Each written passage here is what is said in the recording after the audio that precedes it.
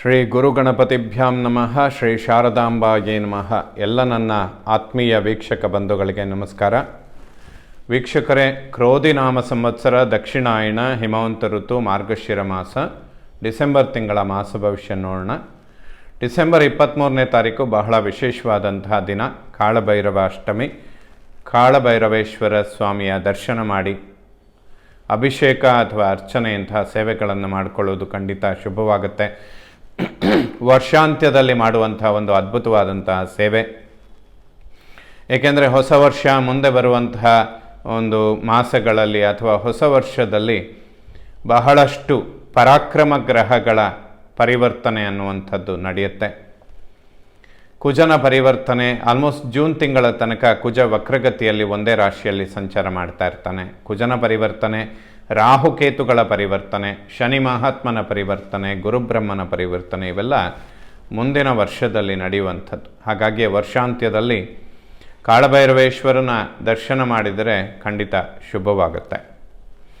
ಡಿಸೆಂಬರಲ್ಲಿ ಬದಲಾಗುವಂತಹ ಗ್ರಹಗಳು ಅಂತ ಹೇಳಿದರೆ 2ನೇ ತಾರೀಕು ಶುಕ್ರ ಮಕರ ರಾಶಿಯನ್ನು ಪ್ರವೇಶ ಮಾಡ್ತಾನೆ. 28ನೇ ತಾರೀಕು ಶುಕ್ರ ಮತ್ತೊಮ್ಮೆ ಮಕರದಿಂದ ಕುಂಭರಾಶಿಯನ್ನು ಪ್ರವೇಶ ಮಾಡ್ತಾನೆ. ಡಿಸೆಂಬರ್ 16ನೇ ತಾರೀಕು ಸೂರ್ಯ ಧನುರಾಶಿಯನ್ನು ಪ್ರವೇಶ ಮಾಡ್ತಾನೆ. ಧನುರ್ಮಾಸ ಪ್ರಾರಂಭ ಆಗುವಂತಹ ದಿನ. ಈ ಎರಡೇ ಗ್ರಹಗಳ ಪರಿವರ್ತನೆ ಡಿಸೆಂಬರ್ ತಿಂಗಳಲ್ಲಿ ನಡೆಯುವಂಥದ್ದು. ಈ ಪರಿವರ್ತನೆಯಿಂದ ಡಿಸೆಂಬರ್ ತಿಂಗಳಲ್ಲಿ ಕನ್ಯಾ ರಾಶಿಯವರ ಮಾಸ ಭವಿಷ್ಯ ಹೇಗಿರುತ್ತೆ ಅಂತ ತಿಳ್ಕೊಳ್ಳೋಣ. ಕನ್ಯಾ ಲಗ್ನ, ಕನ್ಯಾ ರಾಶಿಯವರಿಗೆ ಲಗ್ನ ರಾಶ್ಯಾಧಿಪತಿಯಾದಂಥ ಬುಧ 3ನೇ ಮನೆಯಲ್ಲಿರ್ತಾನೆ. ಗುರುದೃಷ್ಟಿ ಬೀಳ್ತಾ ಇರುತ್ತೆ. ಲಗ್ನದಲ್ಲಿ ಕೇತು, ಅವನ ಮೇಲೂ ಕೂಡ ಗುರುದೃಷ್ಟಿ ಬೀಳ್ತಾ ಇರುತ್ತೆ. ಇವೆಲ್ಲ ಖಂಡಿತ ಶುಭ. ಆರೋಗ್ಯದಲ್ಲಿ ಬಹಳಷ್ಟು ನಿರೀಕ್ಷೆಗೂ ಮೀರಿದ ಅಭಿವೃದ್ಧಿಗಳನ್ನು ಎಕ್ಸ್ಪೆಕ್ಟ್ ಮಾಡ್ಬೋದು. ಶುಭ ಫಲಗಳನ್ನು ಕಾಣ್ತೀರಾ, ಅಭಿವೃದ್ಧಿಗಳಾಗುತ್ತೆ. ಯಾಕೆಂದರೆ 1 ವರ್ಷಗಳ ಕಾಲ ಗುರುಬಲ ಅನ್ನುವಂಥದ್ದು ನಡೀತಾ ಇರುತ್ತೆ. ಸೊ ಇದು ಬಹಳ ವಿಶೇಷ. ಕನ್ಯಾ ರಾಶಿಯವರಿಗೆ ಷಷ್ಠದಲ್ಲಿ ಶನಿ ಅಂದರೆ ಶತ್ರುಧ್ವಂಸ ಸ್ಥಾನದಲ್ಲಿ ಒಬ್ಬ ಪರಾಕ್ರಮ ಗ್ರಹ, ಲಾಭಸ್ಥಾನದಲ್ಲಿ ಕುಜ, ಭಾಗ್ಯದಲ್ಲಿ ಗುರು, ಇವೆಲ್ಲ ಖಂಡಿತ ಶುಭ ಫಲಗಳನ್ನು ಕೊಡುತ್ತೆ. ಡಿಸೆಂಬರ್ ಮಾಸ ಭವಿಷ್ಯಗಳನ್ನು ನೋಡೋದಾದರೆ ಖಂಡಿತ ಇಂತಹ ಮಾಸಗಳು ಬಹಳ ಅಪರೂಪ.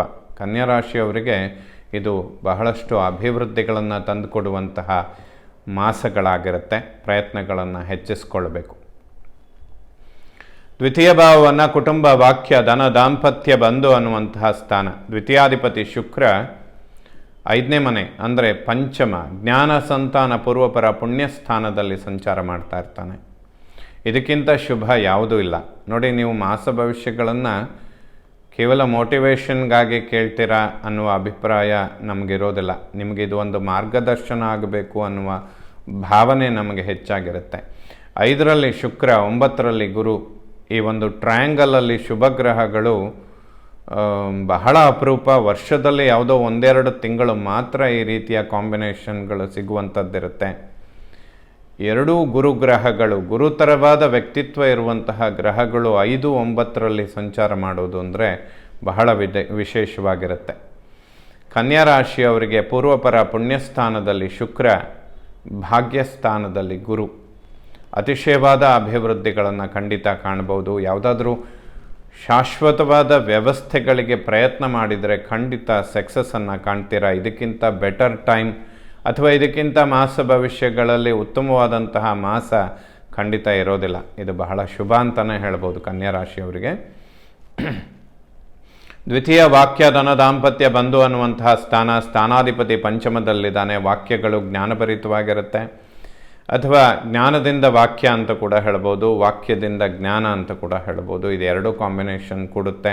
ಸ್ವಲ್ಪ ವಾಕ್ಸ್ಥಾನದ ಮೇಲೆ ಕುಜನ ದೃಷ್ಟಿ ಬೀಳೋದ್ರಿಂದ ನಿಷ್ಠುರಗಳು ಕೂಡ ಆಗುತ್ತೆ ಅಂತ ಹೇಳುತ್ತೆ. ಸ್ವಲ್ಪ ಹೇಳುವಂಥದ್ದನ್ನು ಸೌಮ್ಯ ಮಾಡಿಕೊಂಡ್ರೆ ಅಭಿವೃದ್ಧಿ, ಯಶಸ್ಸು ಕನ್ಯಾ ರಾಶಿಯವರಿಗೆ ತುಂಬ ಚೆನ್ನಾಗಿರುತ್ತೆ. ಉದ್ಯೋಗ ಕ್ಷೇತ್ರದಲ್ಲಿ ವ್ಯಾವಹಾರಿಕ ಅಥವಾ ವಾಕ್ಯಗಳು ಯಾವುದೇ ನಿಷ್ಠುರಗಳನ್ನು ಸೃಷ್ಟಿ ಮಾಡೋದಿಲ್ಲ. ಕುಟುಂಬದ ಒಳಗಿನ ವಾಕ್ಯಗಳು ಮಾತ್ರ ನಿಷ್ಠುರಗಳಿಗೆ ಕಾರಣವಾಗುತ್ತೆ. ಯಾಕೆಂದರೆ ಅದರಲ್ಲೂ ಕೂಡ ಸ್ತ್ರೀಯರಿಗೆ, ಅಂಗನೆಯರಿಗೆ ಅಂಗಾರಕನ ದೋಷ ಅಂತ. ಕುಜ ಮೃತ್ಯುಸ್ಥಾನಾಧಿಪತಿ ಲಾಭಸ್ಥಾನದಲ್ಲಿ ಕೂತು ನೀಚನಾಗಿ ವಾಕ್ಸ್ಥಾನವನ್ನು ನೋಡಿದರೆ ಕುಟುಂಬದಲ್ಲಿ ಅನಾವಶ್ಯಕ ವಾಕ್ಯಗಳು ಕಲಹಗಳನ್ನು ಸೃಷ್ಟಿ ಮಾಡುತ್ತೆ ಅಂತ ಹೇಳಿ. ಇದಕ್ಕೆ ವಾಕ್ಯಗಳನ್ನು ಸೌಮ್ಯ ಮಾಡಿಕೊಂಡ್ರೆ ಅಭಿವೃದ್ಧಿಗಳನ್ನು ಕಾಣ್ತೀರಾ ಅಥವಾ ಮಾನಸಿಕ ನೆಮ್ಮದಿ ಹೆಚ್ಚಿಸ್ಕೊಳ್ಬೋದು. ಧನಾಗಮನಗಳಿಗೆ ಯಾವುದೇ ಅಡೆತಡೆಗಳಿಲ್ಲ. ಅನಿರೀಕ್ಷಿತ ಧನಾಗಮನಗಳಿಗೆ ಖಂಡಿತ ಅವಕಾಶ ಇದೆ. ಡಿಸೆಂಬರ್ 2ರಿಂದ 28 ಕನ್ಯಾ ರಾಶಿಯವರಿಗೆ ಅದ್ಭುತವಾದ ಧನಾಗಮನದ ಸಮಯ. ಕುಟುಂಬದಲ್ಲಿ ಸೌಖ್ಯ, ವಾಕ್ಯಗಳಿಂದ ಯಶಸ್ಸನ್ನು ಕಾಣ್ತೀರಾ. 3ನೇ ಮನೆ ಒಡಹುಟ್ಟು ಸೋದರ ಪರಾಕ್ರಮ ಸ್ಥಾನ. ಸೋದರ ಮತ್ತು ಸೋದರಿಯರ ನಡುವೆ ಮೈತ್ರಿ ವಾತ್ಸಲ್ಯ ಖಂಡಿತ ಶುಭವಾಗುತ್ತೆ. ಒಬ್ಬರಿಂದ ಒಬ್ಬರಿಗೆ ಅನುಕೂಲಗಳಾಗುತ್ತೆ. ಯಾವುದಾದ್ರೂ ಬ್ಯಾಂಕ್ ಲೋನ್ ಅಥವಾ ಹಣದ ಸಹಾಯಗಳನ್ನು ನಿರೀಕ್ಷೆ ಮಾಡ್ತಾ ಇದ್ದರೆ ಖಂಡಿತ ಸಕ್ಸಸ್ಸನ್ನು ಕಾಣ್ತೀರಾ. ಡಿಸೆಂಬರ್ 2ರಿಂದ 28 ಒಳಗಡೆ ಹಣಕಾಸಿನಲ್ಲಿ ಅಭಿವೃದ್ಧಿಗಳು ಖಂಡಿತವಾಗ್ಲೂ ಆಗುತ್ತೆ ಕನ್ಯಾ ರಾಶಿಯವರಿಗೆ.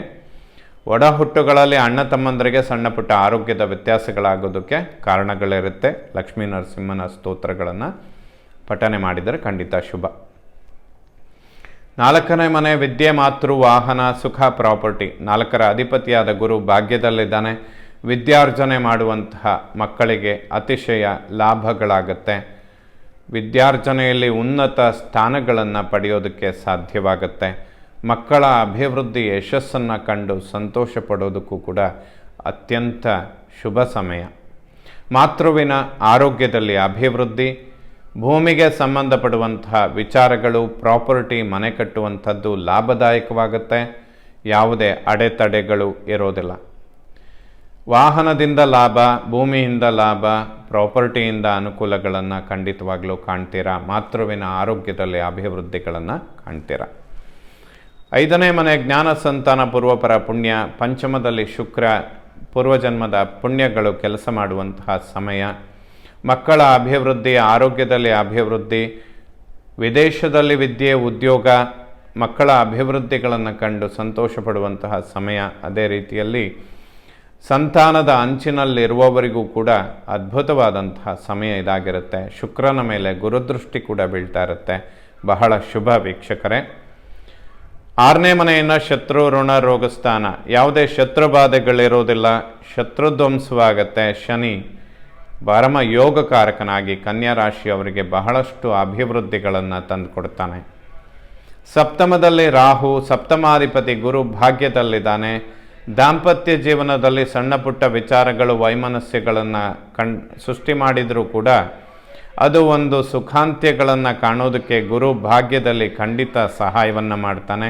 ದಾಂಪತ್ಯ ಜೀವನದಲ್ಲಿ ಸಣ್ಣ ಪುಟ್ಟ ವ್ಯತ್ಯಾಸಗಳು ಅಥವಾ ವಾಕ್ಯಗಳಿಂದ ನಿಷ್ಠುರ ಏರುಪೇರುಗಳನ್ನು ನೋಡಿದರೂ ಕೂಡ ಆರೋಗ್ಯದಲ್ಲಿ ಅಭಿವೃದ್ಧಿಗಳನ್ನು ಕಾಣೋದಕ್ಕೆ ಸಾಧ್ಯವಾಗುತ್ತೆ. ಕನ್ಯಾ ರಾಶಿಯವರಿಗೆ ಶುಭವಾಗುತ್ತೆ.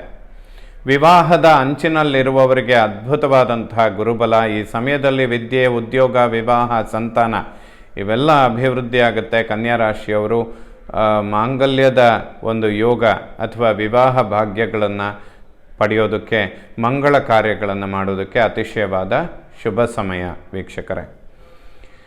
ಅಷ್ಟಮ ಮೃತ್ಯುಸ್ಥಾನ. ಅಷ್ಟಮಾಧಿಪತಿ ಕುಜ ನೀಚ ಕ್ಷೇತ್ರದಲ್ಲಿದ್ದಾನೆ. ವಾಕ್ಸ್ಥಾನವನ್ನು ನೋಡ್ತಾನೆ. ಸ್ವಲ್ಪ ಯಾವುದಾದ್ರೂ ಇನ್ವೆಸ್ಟ್ಮೆಂಟ್ಗಳನ್ನು ಮಾಡುವಂಥದ್ದಿದ್ದರೆ ಪೂರ್ವಪರ ವಿಮರ್ಶೆ ಮಾಡಿಕೊಳ್ಬೇಕು. ಅದೇ ರೀತಿಯಲ್ಲಿ ವಾಕ್ಯಗಳನ್ನು ಮಾತಾಡುವಾಗಲೂ ಕೂಡ ಸ್ವಲ್ಪ ವಿಮರ್ಶೆ ಮಾಡುವಂಥದ್ದು ಸೂಕ್ತ. ಇಲ್ಲದೇ ಇದ್ದರೆ ಮೃತ್ಯುಸ್ಥಾನಾಧಿಪತಿ ಲಾಭದಲ್ಲಿದ್ದು ವಾಕ್ಸ್ಥಾನವನ್ನು ನೋಡಿದರೆ ಸ್ವಲ್ಪ ನಿಷ್ಠುರಗಳಾಗುತ್ತೆ ಅಂತ ಹೇಳುತ್ತೆ. ಇದಕ್ಕೆ ಲಕ್ಷ್ಮೀ ನರಸಿಂಹನ ದರ್ಶನ ಮಾಡಿ ಪರಿಹಾರವಾಗುತ್ತೆ. 9ನೇ ಮನೆ ಭಾಗ್ಯಸ್ಥಾನ, ಪಿತೃಸ್ಥಾನ. ಭಾಗ್ಯದಲ್ಲಿ ಗುರು, ಭಾಗ್ಯಾಧಿಪತಿ ಶುಕ್ರ ಪಂಚಮದಲ್ಲಿದ್ದಾನೆ. ಪಿತೃವಿನ ಒಂದು ಅನುಗ್ರಹ, ಆಶೀರ್ವಾದ ಸಂಪೂರ್ಣ ಸಿಗುತ್ತೆ. ಭಾಗ್ಯೋದಯಗಳನ್ನು ಕಾಣ್ತೀರಾ. ಯಾವುದೇ ಸಮಸ್ಯೆಗಳಿಗೆ ಖಂಡಿತ ಅವಕಾಶ ಇರುವುದಿಲ್ಲ. ಅದ್ಭುತವಾದಂತಹ ಸಮಯ. ಕನ್ಯಾ ರಾಶಿಯವರಿಗೆ ಡಿಸೆಂಬರ್ ಬಹಳಷ್ಟು ಅಭಿವೃದ್ಧಿಗಳನ್ನು ತಂದುಕೊಡುತ್ತೆ ವೀಕ್ಷಕರೇ. ದಶಮವನ್ನು ಕರ್ಮ, ಉದ್ಯೋಗ ಸ್ಥಾನ. ಕರ್ಮಾಧಿಪತಿ ಪಂಚಮದಲ್ಲಿದ್ದಾನೆ. ಕನ್ಯಾ ರಾಶಿಯವರು ಉದ್ಯೋಗದ ಪರಿವರ್ತನೆಗಳನ್ನು ನಿರೀಕ್ಷೆ ಮಾಡ್ತಾ ಇದ್ದರೆ ಖಂಡಿತ ಸಕ್ಸಸ್ ಆಗುತ್ತೆ. ಬಡ್ತಿ, ಪ್ರಮೋಷನ್ಗಳನ್ನು ಎಕ್ಸ್ಪೆಕ್ಟ್ ಮಾಡ್ತಾ ಇದ್ದರೆ ಖಂಡಿತ ಸಕ್ಸಸ್ ಆಗುತ್ತೆ. ಸರ್ಕಾರಕ್ಕೆ ಸಂಬಂಧಪಟ್ಟಂತಹ ಏನಾದರೂ ವ್ಯವಹಾರ, ಉದ್ಯೋಗದ ನಿರೀಕ್ಷೆಗಳಿದ್ದರೂ ಕೂಡ ಸಕ್ಸಸ್ ಆಗುತ್ತೆ. ಕಲಾಕ್ಷೇತ್ರದಲ್ಲಿ ಕೆಲಸ ಮಾಡುವಂಥವರು ಅಭಿವೃದ್ಧಿಗಳನ್ನು ಕಾಣ್ತಾರೆ. ಆಭರಣ, ವಸ್ತ್ರಗಳಿಗೆ ಸಂಬಂಧಪಡುವಂತಹ ವ್ಯಾಪಾರಿಗಳು ಅಥವಾ ಹೋಟೆಲ್ ಉದ್ಯಮ ಇಂಥದ್ದನ್ನು ನಡೆಸುವಂಥವರು ಅತಿಶಯವಾದ ಲಾಭಗಳನ್ನು ಕಾಣ್ತೀರಾ. ಇವೆಲ್ಲ ನಿಮಗೆ ಅಭಿವೃದ್ಧಿಗಳನ್ನು ಕೊಡುವಂತಹ ಸಮಯ. ನಿತ್ಯ ಉದ್ಯೋಗದಲ್ಲಿ ಅಭಿವೃದ್ಧಿ ಅಷ್ಟೇ ಅಲ್ಲದೆ ಈ ಸಮಯದಲ್ಲಿ ಉದ್ಯೋಗ ಕ್ಷೇತ್ರದಲ್ಲಿ ನೀವು ತೆಗೆದುಕೊಳ್ಳುವಂತಹ ತೀರ್ಮಾನಗಳು ತುಂಬ ಲಾಂಗ್ ಟರ್ಮಲ್ಲಿ ಸಕ್ಸಸ್ಸನ್ನು ಕೊಡುತ್ತೆ. ಸೊ ಈ ರೀತಿಯಾಗಿ ಯಾವುದಾದ್ರೂ ಶಾಶ್ವತವಾದ ಅಭಿವೃದ್ಧಿಗಳ ಕಡೆಗೆ ತೀರ್ಮಾನಗಳನ್ನು ತೆಗೆದುಕೊಳ್ಳುವಂಥದ್ದು ಕನ್ಯಾ ರಾಶಿಯವರಿಗೆ ಈ ಮಾಸಗಳಲ್ಲಿ ಖಂಡಿತ ಶುಭವಾಗುತ್ತೆ. ಏಕಾದಶವನ್ನು ಲಾಭಸ್ಥಾನ ಅಂತ ಹೇಳ್ತೇವೆ. ಲಾಭಾಧಿಪತಿಯಾದಂತಹ ಚಂದ್ರ ಜನ್ಮರಾಶಿಯ ಮೇಲೆ ಗುರುದೃಷ್ಟಿ ಬೀಳ್ತಾ ಇರುತ್ತೆ. ಕರ್ಮ ಉದ್ಯೋಗ ಸ್ಥಾನಾಧಿಪತಿಯಾದ ಬುಧನ ಮೇಲೂ ಕೂಡ ಗುರುದೃಷ್ಟಿ ಬೀಳ್ತಾ ಇದೆ. ಶುಕ್ರನ ಧನಾಧಿಪತಿ ಧನಕಾರಕನ ಮೇಲೂ ಕೂಡ ಗುರುದೃಷ್ಟಿ ಬೀಳ್ತಾ ಇದೆ. 6ರಲ್ಲಿ ಶನಿ. ಇವೆಲ್ಲ ಕನ್ಯಾ ರಾಶಿಯವರಿಗೆ ಅದ್ಭುತವಾದ ಲಾಭಗಳನ್ನು ತಂದುಕೊಡುತ್ತೆ. ಉದ್ಯೋಗದಲ್ಲಿ ಅಭಿವೃದ್ಧಿ, ಬಡ್ತಿ, ಪ್ರಮೋಷನ್ ಇವೆಲ್ಲ ಕಾಣ್ಬೋದು. ಅತಿಶಯವಾದ ಲಾಭಗಳನ್ನು ಪಡೆಯೋದಕ್ಕೆ ಸಾಧ್ಯವಾಗುತ್ತೆ.